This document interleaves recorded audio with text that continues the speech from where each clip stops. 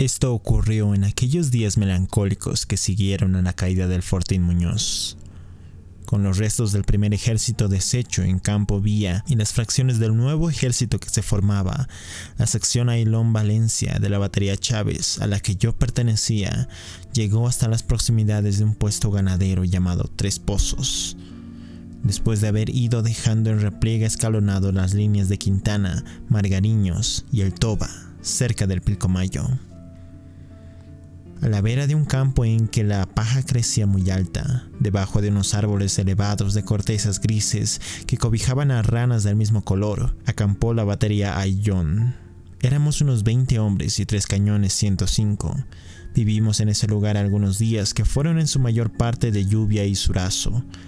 Aislados en el monte, alejados de todo contacto con otras unidades que formaban la línea provisional para detener el avance paraguayo. Yo tenía entre los árboles una carpa baja, dentro de la cual cabía difícilmente el mosquitero.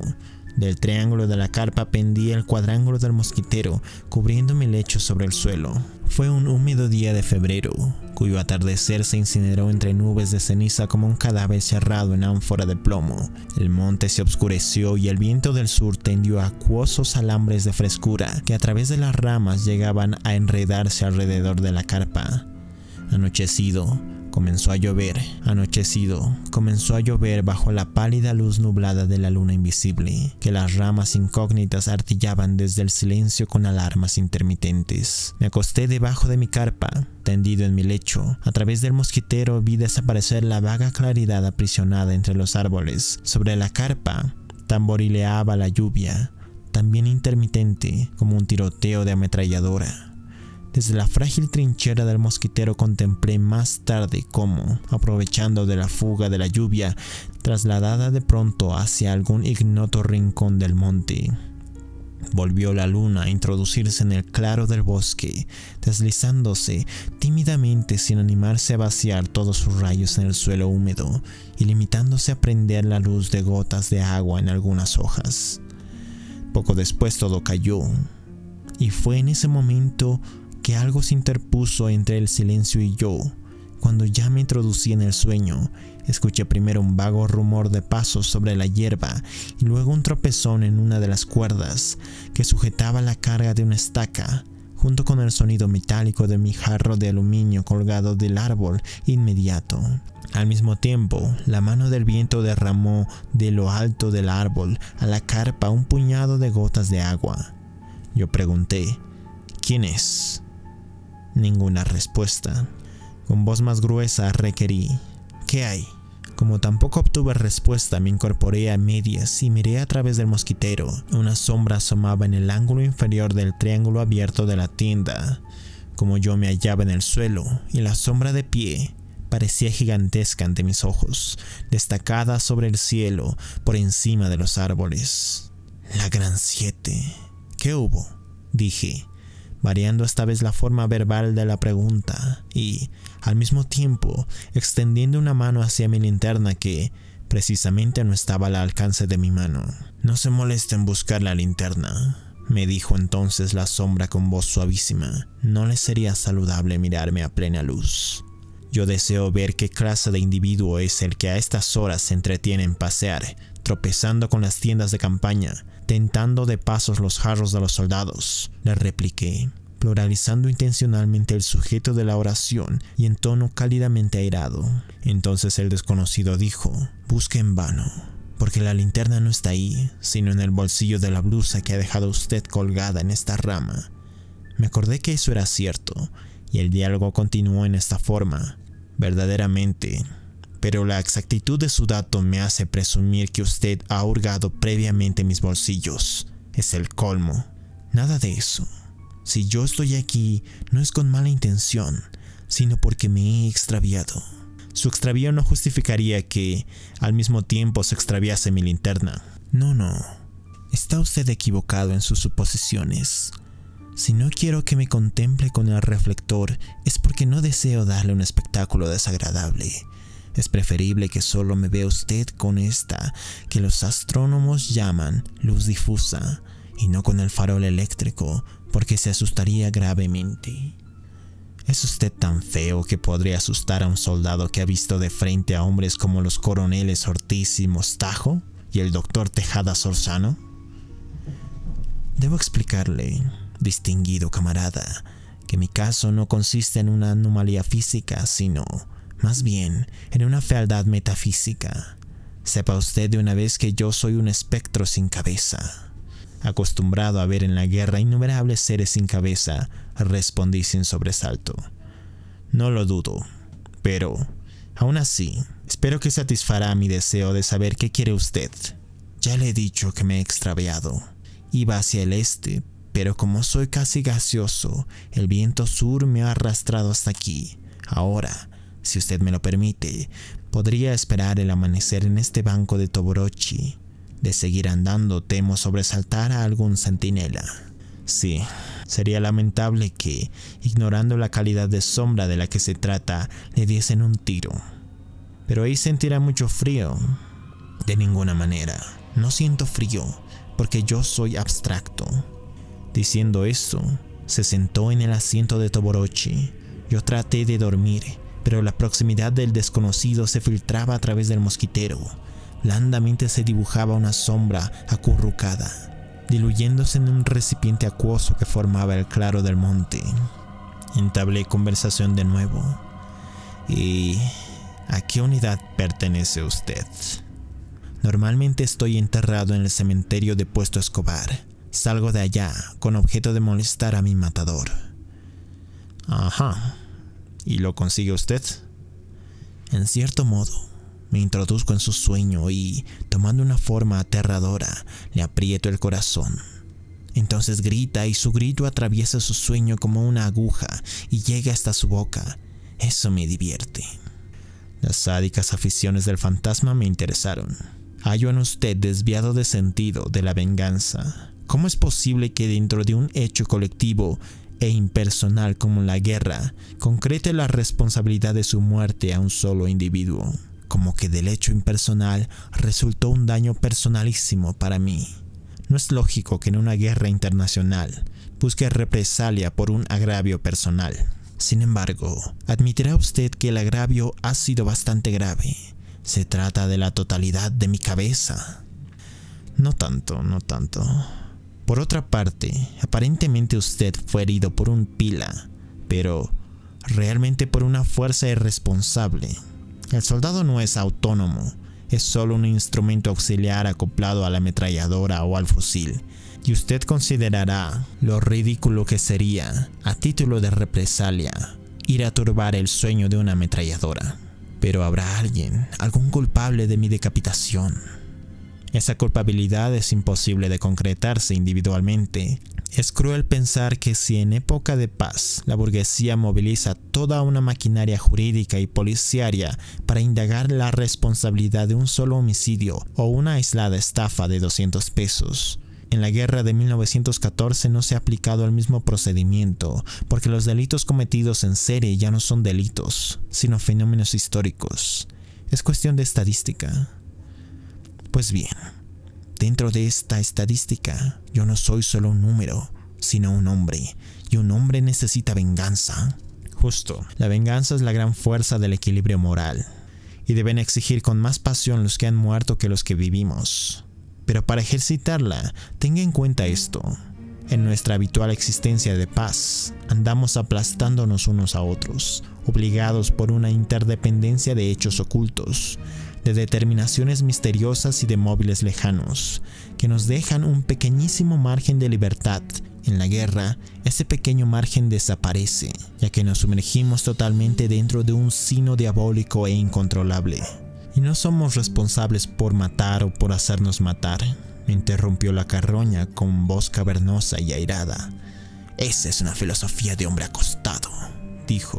Mi venganza está mal encaminada, la rectifico, y en lugar del soldado que me mató, la dirigiré contra el que lo mandaba. Se me había quitado el sueño y me entretuve en instruir a aquella pobre alma. Es tan difícil. Hay tantas potencias que mandan en el Chaco. ¿Cómo tantas? Bolivia y Paraguay nomás, ¡juá! Eso es lo que usted ve, y lo que ven nuestros pútridos estadistas. ¿No ven que la Guerra del Chaco es una empresa de carnicería en que Bolivia y Paraguay se matan trabajando en beneficio de un trust anónimo que ha afilado la flecha del Paraguay? Desde allá, Ayala, Gugiari y los bellacos de Asunción, llevados por apetitos electoralistas, intervienen en la carnicería con la participación de sangre de proletariado paraguayo, a falta de dinero. Por su parte, el pueblo boliviano es entregado por sus caudillos, los zorros políticos que permitieron, con su acuerdo tácito o expreso, a su símbolo, don Daniel Salamanca, acotarse a la matanza con la materia prima de la riqueza y la sangre bolivianas. Pero eso solo no habría bastado. Hay algo más. La oligarquía conservadora argentina, que por medio de sus conductores, Justo y Saavedra Lamas, encendió el motor de la penetración territorial con vistas al petróleo. ¿Quiénes son Justo y Saavedra Lamas? Unos dignos caballeros porteños que no han oído un tiro en su vida, especialmente el general. Este es pariente de don Carlos Casado, concesionario de casi todo el Chaco, y es también presidente de la Argentina. El segundo es un internacionalista, o sea, un doctor que busca celebridad jugando a la guerra. ¿Nada más? Yo solito los reviento a todos. Algo más hoy. Una sociedad petrolera. La Standard. La Standard, gracias a la estupidez de los políticos bolivianos, no se siente ligada a la guerra ni a la suerte de Bolivia, sino a las consecuencias que le convengan. La Standard, negro dios petrolífero, verá impasible morir a los indios bolivianos al pie de sus torres de acero. Entre tanto que el gobierno boliviano, que ante el mundo aparece como su socio, no solo no recibe ayuda pecuniaria, sino que debe comprar gasolina de la Argentina, el Perú y los Estados Unidos para defender esos pozos. ¿Qué le parece? Increíble. Esto no debe saberlo el doctor Salamanca. Lo sabe, pero no le importa. Su inexpugnable egolatría le llevó a caer cándidamente en el lazo tendido por los agentes provocadores paraguayos. Miren el conflicto del Chaco, únicamente un alinderamiento entre Bolivia y Paraguay, y no el motor que empuja a los soldados guaraníes desde los bufetes de Buenos Aires contra los soldados bolivianos que, a su vez, defendiendo realmente un patrimonio territorial, resultan defendiendo virtualmente los petróleos de la Standard. Gratis. Gratis. Así debe ser. Yo no he recibido un céntimo hasta el día de mi trágico fallecimiento. El gobierno tampoco. La Standard se ríe de Bolivia. No aventura nada y espera el resultado de la guerra para negociar con el vencedor. Eso es intolerable. Dígame, ¿a quién hay que apretarle el cuello? ¿Sabe usted quién es la Standard? ¿Desdichada osamenta? Algo múltiple y ubicuo, como los dioses de la teogonía hindú. En el terrible arcano de sus oficinas, ¿a quién acogotaría usted? ¿Y por qué? La Standard no está obligada a sernos leal. Ella solo puede ser fiel a sus pozos. Y su gangsterismo es tan peligroso para nosotros como lo son para el Paraguay, los Casado, los Sastre y los Royal Dutch Shell. Tosió el infeliz entre sus costillas. ¿Hablamos en castellano o en qué? Me está pareciendo que me está pitando. Momificado, amigo. La Royal Dutch Shell es un tipo de máquina novísima que maneja las guerras a distancia, con ondas hertzianas, especulando con la sangre de dos pueblos y las cabezas de infelices como usted. Es una sociedad anónima, impersonal y por consiguiente impermeable a las pesadillas. Ella forma parte de ese trust organizado por la plutocracia anglo-argentina que, después de comerse al Paraguay, se confabula para comerse a Bolivia, cadáveres y todo. Rióse sarcásticamente y dijo: según usted, no hay qué hacer, ¿no? ¿Cómo se nota que usted jamás ha recibido una carcasa de obus en la cabeza? No puedo negarle el mérito de haberla recibido, pero a su juicio, los responsables o lo son a medias, o son muchos, o son invisibles. ¡Qué bonito! El responsable, joven esqueleto, toda una organización diplomática burguesa que bebe sangre en copas de champán, y toda una organización imperialista que en América hace subir y bajar bonos conforme a su stock de cadáveres. Sea lo que fuere, Me ha quitado usted a mi soldado. Por hidalguía está obligado a indicarme otro objeto de mi venganza. ¿A quién? Carroña impulsiva. ¿A quién irá usted a inyectarle remordimientos? Vaya, si le parece, a los dormitorios de los doctores en límites y monomaníacos chaqueños que dieron base sentimental a la matanza, a los de los políticos bolivianos que redujeron el problema de la guerra al perfeccionamiento de la carnicería, sin dar en el clavo del entendimiento directo con Buenos Aires. Introdúzcase en el Palacio Quemado, donde tenga por seguro que no asustará al doctor Salamanca. Él, desde hace tiempo, se tutea con el demonio, con la trágica soledad de su destino, al que fue llevado por la unanimidad de los políticos y explotadores que ansiaban solucionar en su persona un pacto de apetitos con fórmula única. El desconocido se sacudía como una caja de fósforos de palo. Yo seguí, repleto de lírica mediocridad. Deslícese en la casona de Asunción, donde engorda Ayala. Penetre bajo los mosquiteros de los doctores guaraníes que buscaban subsistencia política, mientras patrocinaban como abogados a las empresas de Casado, Sastre, Mijanovich, etc. Y si puede, llegue hasta Buenos Aires, a las oficinas de la plutocracia del Congreso Eucarístico y a las mansiones de su fascismo ganadero. Vuele más lejos, hasta Nueva York, a Nueva Jersey, a Londres. Deje en paz a su victimario, esclavo como usted, pero cuide de no ser sorprendido entre tanto palacio de culpable que, al menor descuido, lo entregará a la policía, donde sin la menor consideración le tomarán impresiones digitales de su esqueleto proletario. El fantasma se puso de pie violentamente. Su escepticismo ronco es más propio de un cerdo de retaguardia que de un soldado. Es usted un derrotista. Con permiso, me retiro.